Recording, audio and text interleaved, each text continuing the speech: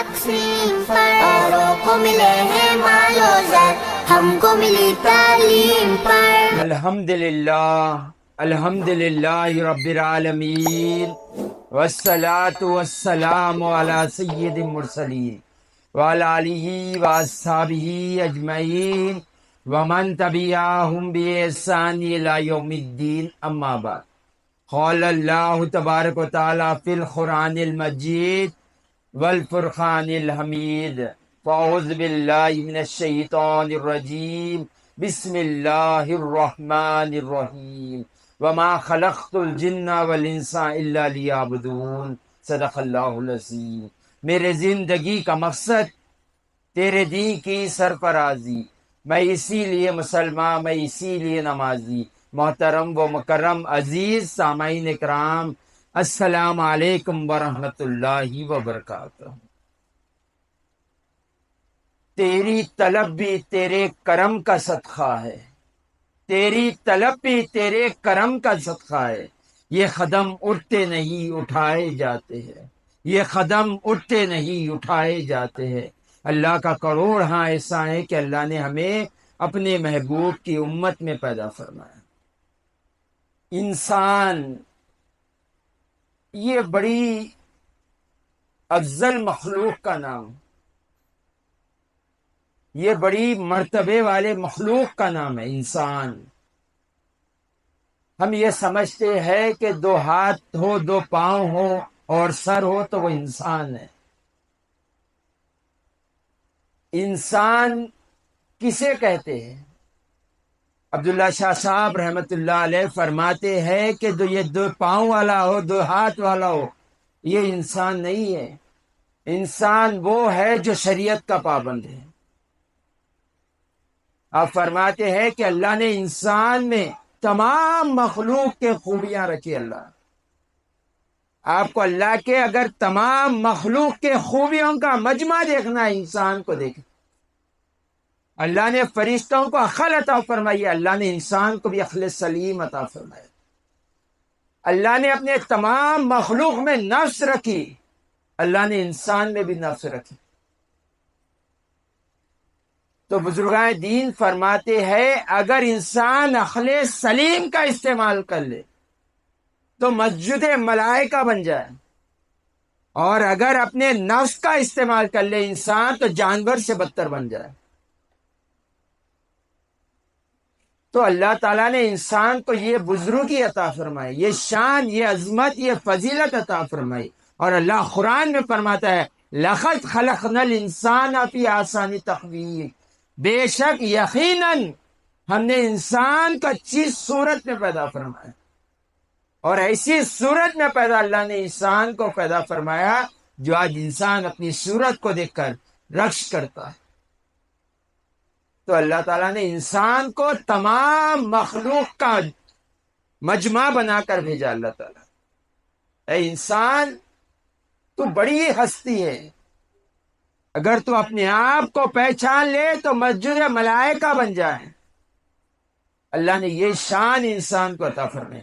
اور آگے بڑھ کر اللہ فرماتا ہے اے انسان سن، تو میرا راز ہے، میں تیرا راز ہوں۔ اس سے بڑی شرف کی کیا چاہیے انسان کو کہ اللہ فرماتا ہے انسان یہ میرا راز ہے۔ اگر کوئی مجھے جاننا چاہتا ہے، کوئی مجھے پہچاننا چاہتا ہے، کوئی میری معرفت رکھنا چاہتا ہے، وہ انسان کو دیکھ لے، اس کی رب کی معرفت اسے حاصل ہو جائے۔ اس لیے صدر الشیوخ جامعہ نظامیہ سید شاہ طاہر رضوی قادری رحمۃ اللہ علیہ فرماتے ہیں کہ فرشتوں کی تمنا ہے کہ انسان بن جائیں، فرشتوں کی تمنا ہے کہ وہ انسان بن جائیں، اور انسان کو نہ آیا انسان بننا۔ آپ فرماتے ہیں فرشتوں کی آرزو ہے کہ اللہ تعالیٰ انسان بنا دے فرشتوں، اور اللہ تعالیٰ نے جسے انسان بنایا اسے انسان بننے نہیں آیا۔ تو اللہ نے جتنی انسان کو خوبیاں عطا فرمائی ہیں، اتنی فضیلت ہے، جتنی عظمت انسان کو اللہ نے عطا فرمائی ہے، اس کے پیچھے جو مقصد ہے اللہ فرماتا ہے وَمَا خَلَقْتُ الْجِنَّ وَالْإِنسَ إِلَّا لِيَعْبُدُونِ، بے شک ہم نے جن و انسان کو صرف اپنی عبادت کے لیے پیدا فرمایا۔ کیوں انسان کو سب مخلوقوں میں فضیلت عطا فرمائی اللہ تعالیٰ؟ کیونکہ تمہیں اس رب کی عبادت کرنا ہے جس کا مثل ہے نہ مثال ہے، نہ رب جیسا کوئی ہے نہ اس جیسی کسی کی مثال ہے۔ تو میرے جب بندے میری عبادت کرے تب بھی وہ ویسے ہو جیسے ان کی کوئی مثال نہ۔ اللہ نے انسان کو یہ فضیلت عطا فرمایا، اس لیے کہا جاتا ہے اگر انسان اپنے آپ کو پہچان لیتا ہے تو حضور پاک صلی اللہ علیہ وآلہ وسلم نے ارشاد فرمایا جب بندہ اپنے حقیقت کو پہنچ جاتا ہے تو وہ مقام پر پہنچ جاتا ہے جو اسے دیکھتا ہے اسے اللہ یاد آ جاتا ہے۔ ہم انسان ہیں صرف اسی میں گم ہو کر رہ گئے، ہم نے کبھی یہ جانا ہی نہیں کہ انسان کی حقیقت ہے کیا۔ جب بندہ اللہ کا قرب پاتا ہے، جب بندہ اللہ کی عبادت کرتا ہے، ریاضت کرتا ہے، ذکر کرتا ہے، فکر کرتا ہے، ہر لمحہ یہی خیال میں رہتا ہے کہ میرا رب راضی ہو جائے، تب اللہ تعالیٰ اس کے اوپر اپنے راز کھولتا ہے۔ بخاری شریف کی حدیث ہے، حضور پاک صلی اللہ علیہ وسلم نے ارشاد فرمایا جب بندہ فرائض ادا کر کر نفلی عبادتیں کرتا ہے تو اللہ تعالیٰ اس سے اپنی شان کے مطابق وہ مقام عطا فرماتا ہے۔ بندہ دیکھنے میں بندہ ہوتا ہے مگر آنکھ بندے کی ہوتی ہے، دیکھنا اللہ کا ہوتا ہے۔ زبان بندے کی ہوتی ہے، کلام اللہ کا ہوتا ہے۔ ہاتھ بندے کے ہوتے ہیں، پکڑنا اللہ کا ہوتا ہے۔ کان بندے کے ہوتے ہیں، سننا اللہ کا ہوتا ہے۔ یہ شان اللہ تعالیٰ بندے کو عطا کرتا ہے اور ہم نے اپنے آپ کو نہیں پہچانا۔ حضور پاک صلی اللہ علیہ وآلہ وسلم سے پوچھا یا رسول اللہ کن کی صحبت اختیار کرے، کن کی سنگت میں رہے، کنہیں اپنا دوست بنائے، کس کے ساتھ ہمارا اٹھنا بیٹھنا ہو؟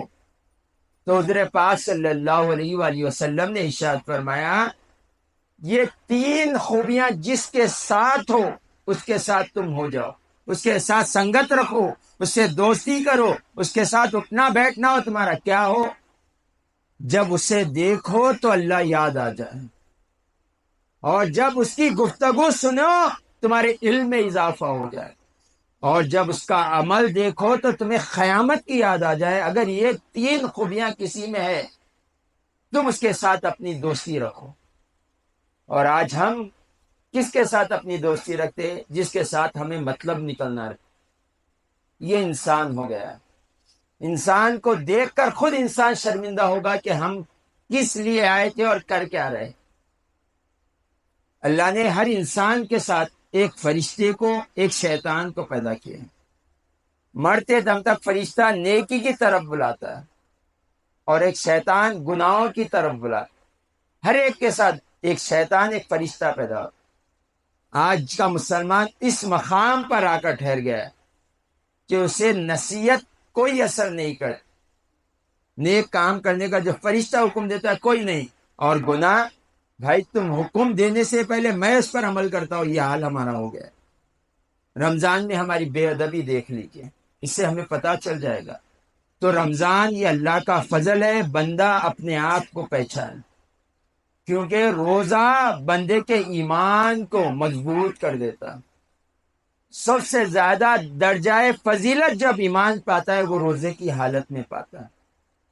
اس لیے حضور پاک صلی اللہ علیہ وسلم نے ارشاد فرمایا کثرت سے روزے رہو، سب سے زیادہ اللہ کے قریب کرنے والی کوئی عبادت ہے تو وہ روزہ ہے۔ تو بندہ اپنے آپ کو پہچانے، انسان ہے کیا، انسان کو کیوں بھیجا گیا ہے، انسان سے اللہ تعالیٰ نے کیا مقصد قرار رکھا ہے۔ ہم اس کو بھول گئے، ہم صرف دنیا بنانے میں اپنے ہستی کو بھول بیٹھ گئے، ہم اپنی آخرت کو بھول گئے، ہم اپنی ذات کو بھول گئے، ہماری حقیقت کیا ہے۔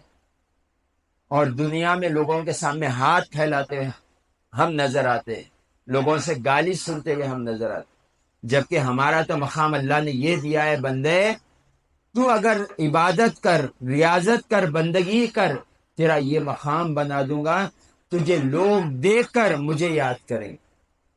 تو ہمیں اپنی حقیقت کو جاننا ہے تاکہ ہم دو جہاں میں کامیاب ہو جائیں۔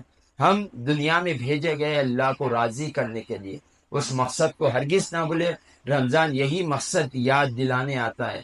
بندہ 11 مہینے کماتا ہے، جب کمائی جمع ہو جاتی ہے تو بندہ سوچتا ہے اچھا گھر بنا لو، اچھا لباس استعمال کروں، اچھی گاڑی استعمال کروں، اچھے کھانے استعمال کروں۔ اللہ فرماتا ہے اے بندے، مال کما لیا، رزق حلال لا کر گھر میں جمع کر لیا، اب تو روزہ رہے۔ تو یہ روزہ رب کی یاد دلاتا ہے صبح ہونے کے باوجود میں کیوں بھوکا ہوں، صبح صادق سے غروب آفتاب تک کیوں پیاسا ہوں۔ تو جب اندر سے ضمیر چیخ کر کہتا ہے یہ تیرے رب کی رضا ہے، تو ہمیں غور و فکر کے ساتھ اپنی زندگی کو پہچانتے ہوئے اپنی زندگی آگے بڑھانا ہے۔ وآخر دعوانا ان الحمد للہ رب العالمین۔